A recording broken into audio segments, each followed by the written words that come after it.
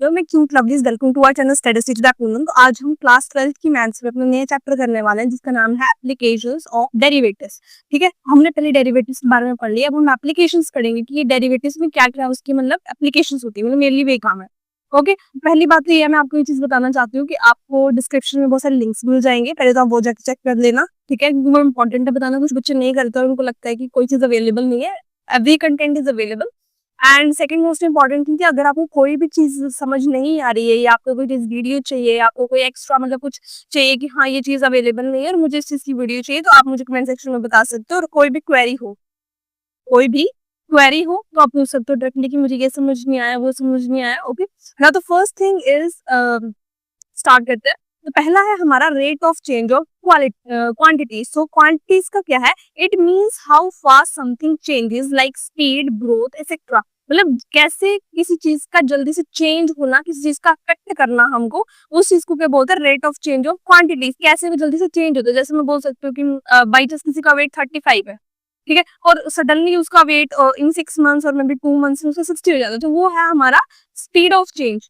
ठीक है, या ग्रोथ बोल सकते हो, कोई बाई चांस 10K कमा रहा है, वो अब 50K कमाने लग पड़ा, सो सडन चेंज।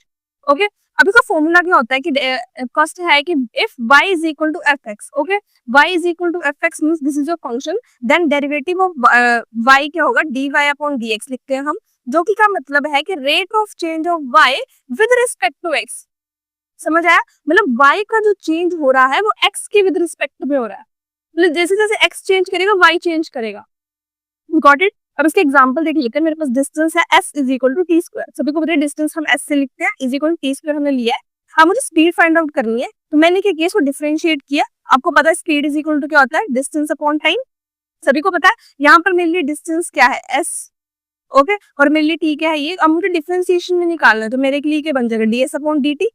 अब s का डिफरेंशिएशन निकालना है मुझे, डिफरेंशिएशन ऑफ ये।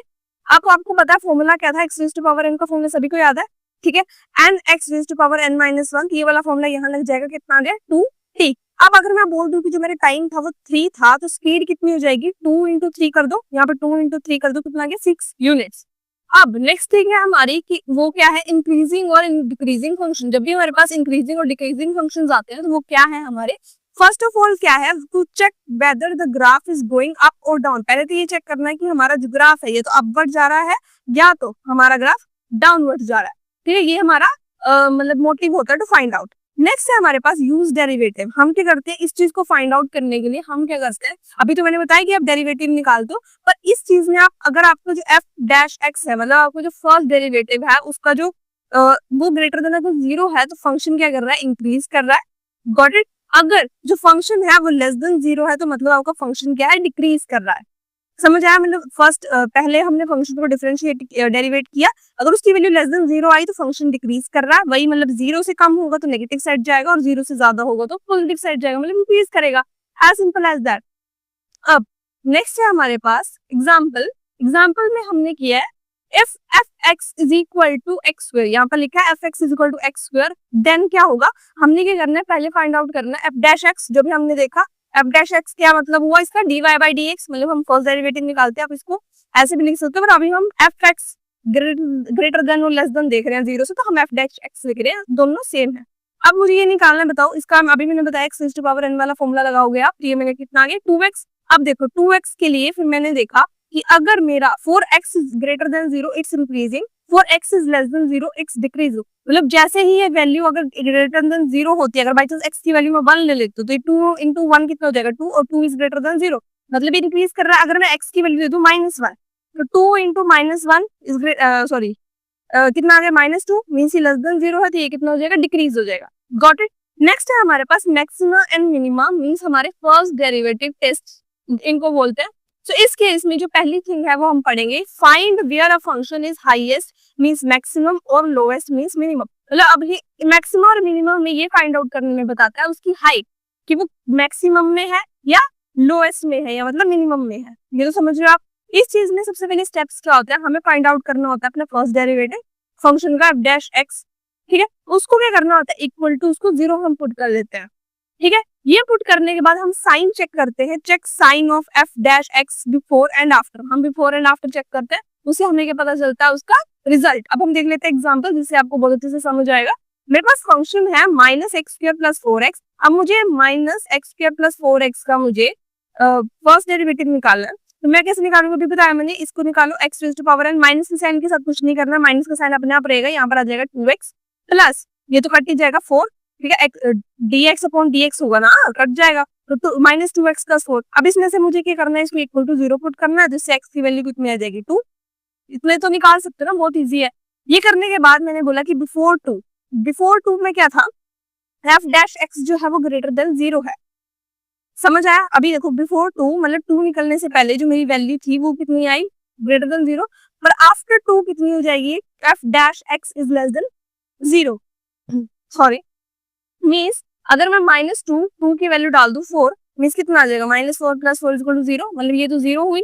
ओके, तो इस केस में बिफोर 2 मेरी ग्रेटर थी और आफ्टर 2 कितनी होगी, लेस देन होगी, तो मेरा जो वैल्यू है वो कितना, maximum at X is equal to 2, क्योंकि 2 इज ग्रेटर देन 0 आया।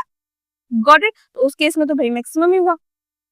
Okay, now next thing is second derivative test, another way to find maximum और मिनिमम इजीली। ये सेकंड डेरिवेटिव है, इसे आप बहुत अच्छे से इजीली फाइंड आउट कर सकते हो अगर आपको ये वाला समझ नहीं आया या आपको करना नहीं है, और ये मोस्टली यूज किया जाता है। मैं नहीं बोल सकती आपको समझ नहीं आया, मैंने समझाया आपको, बट ये मोस्ट इंपॉर्टेंट है क्योंकि मोस्टली यही यूज होता है, हमने भी यही यूज किया है। So another way to find maximum minimum easily, first है आपको वही फाइंड आउट करना है, एफ डैश एक्स मतलब फर्स्ट डेरिवेटिव फाइंड आउट करना है, उसको इक्वल टू 0 पुट करना है। उसको इक्वल टू 0 पुट करने के बाद आपको चेक करना है, आपको उसको फिर से डबल डेरिवेटिव निकालना है, मतलब आपने एफ एक्स था उसका आपने फर्स्ट डेरिवेटिव निकाला, फिर उसका सेकंड डेरिवेटिव निकाला। अगर ये डबल डेरिवेटिव की वैल्यू ग्रेटर देन 0 आती है तो वो आपका मैक्सिमम नहीं होगा, मिनिमम होगा। समझ आया? और अगर उसकी वैल्यू लेस देन 0 है तो मिनिमम नहीं होगा, मैक्सिमम होगा। इस केस में उल्टा है। समझ आया? ये I think one of the most important, बस थोड़ा सा आगे भी जो साइंस का देखना पड़ेगा आपको, और सब सही है। F X is equal to X square, पहले इसका निकालो, पहले मैंने निकाल लिया 2x जिसका फर्स्ट डेरिवेटिव था, निकाल लिया। अब इसके बाद मुझे निकालना है इसका second derivative two find maximum and minimum. निकाल लो, 2 बच गया। अब 2 ग्रेटर देन किससे, 0 है। अब सभी बच्चे क्या कर देंगे, इसको मैक्सिमम कर देंगे, नहीं, जब मैक्सिमम और मिनिमम निकालते हैं तो उसमें उल्टा हो जाता है, ये होगा minimum. So F double dash X is greater than 0, तो minimum at X is equal to 0। अब समझ आया क्यों बताया मैंने? अब इसके रियल लाइफ यूजेस है, ये पढ़ लो, थोड़े से इंपॉर्टेंट है।